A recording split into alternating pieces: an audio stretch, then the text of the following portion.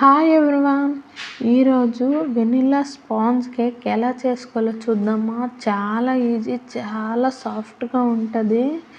మీరే చూస్తున్నారు కదా ఎంత సాఫ్ట్గా ఉందో. మరి లేట్ ఎందుకు, స్టార్ట్ చేద్దామా. ఏదో గిన్నెతో కానీ లేకపోతే ఒక గ్లాస్తో కానీ కొలత వేసుకోండి. ఒక గ్లాసుడు పాలు వేసుకొని గ్లాసుకు సగము చక్కెర వేసుకొని బాగా మిక్స్ అయ్యేటట్టు కలుపుకోండి. విస్కర్తో బాగా కలుపుకుంటే దీనిపైన బబుల్స్ ఫామ్ అవుతాయి. మనం బాగా కలపాలి. కలిపితే అప్పుడే బబుల్స్ ఫామ్ అవుతాయి. చక్కెర కానీ కరిగితే ఇలా వీడియోలో చూపించిన విధంగా మనం ఇలా కవన్ కొట్టుకున్నా సరే. ఆ తర్వాత ఇందులోన మనము అదే గ్లాస్తో మైదా వేసుకోవాలి. మైదా వేసుకొని జల్లించుకోవాలి. సో నేను ముందే జల్లెడ పెట్టుకొని మైదా వేసుకొని జల్లించుకుంటున్నాను. ఇందులోనే అరకప్పు కస్టర్డ్ పౌడర్ వేస్తున్నాను. కస్టర్డ్ పౌడర్ లేని వాళ్ళు మైదా పూర్తిగా వేసుకొని చక్కెర డబుల్ వేసుకోవాలి. సో దీన్ని కట్ అండ్ ఫోల్డ్ మెథడ్లో కలుపుకోవాలి. ఇలాగా మనం ఎలా పడితే అలా కలిపితే కేక్ అనేది సరిగ్గా పొంగదు. సో ఒకే డైరెక్షన్లో కలుపుకోవాలి.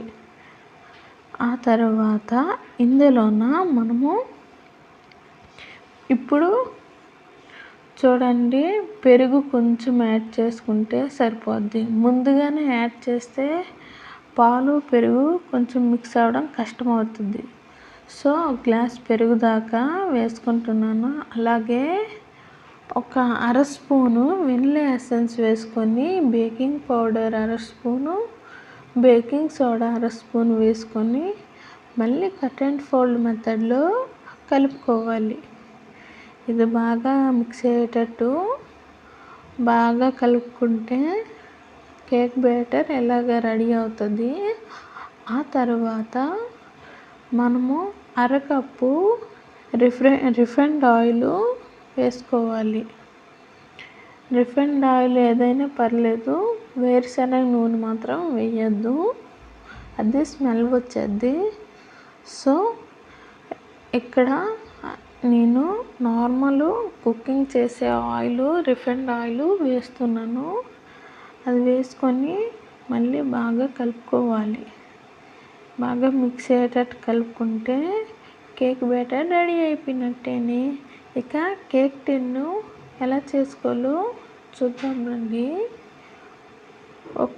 ఏదైనా గిన్నెలో, నేనైతే ఇక్కడ అల్యూమినియం టిన్లోన చేస్తున్నాను.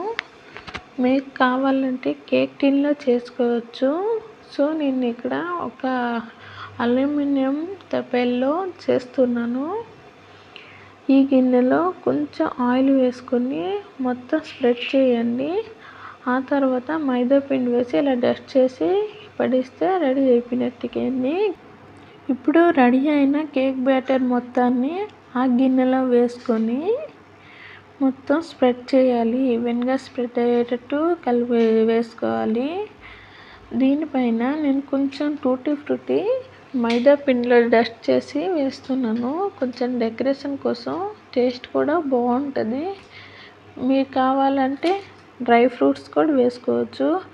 ఆల్రెడీ 20 మినిట్స్ ప్రీ హీట్ చేస్తున్న ఒక గిన్నెలో ఈ కేక్ టిన్ని పెట్టుకుంటున్నాను. పెట్టుకొని మూత పెట్టుకోవాలి. గాలి లోపలికి వెళ్ళకుండా మూత పెట్టుకోవాలి. మళ్ళీ గడికి తీయకూడదు. ఒక 30 మినిట్స్ తర్వాత కేక్ రెడీ అయిపోయింది. తీసి చూపిస్తున్నాను చూడండి. కానీ 30 మినిట్స్ తర్వాత తీసి చూస్తే పర్లేదు. 10 మినిట్స్కి 20 మినిట్స్కి తీసారంటే అందులోనికి గాలి వెళ్ళిపోయి కేక్ సరిగ్గా పొంగదు. సో మీరు ఇది జాగ్రత్తగా చేసుకున్నట్టయితే మీరు కూడా ఎంతో స్పాంజీగా ఉండే వెనిలా కేక్ రెడీ అయిపోతుంది. నచ్చితే లైక్ చేయండి, షేర్ చేయండి, అలాగే మా ఛానల్ని సబ్స్క్రైబ్ చేయండి. Bye bye. Like and subscribe.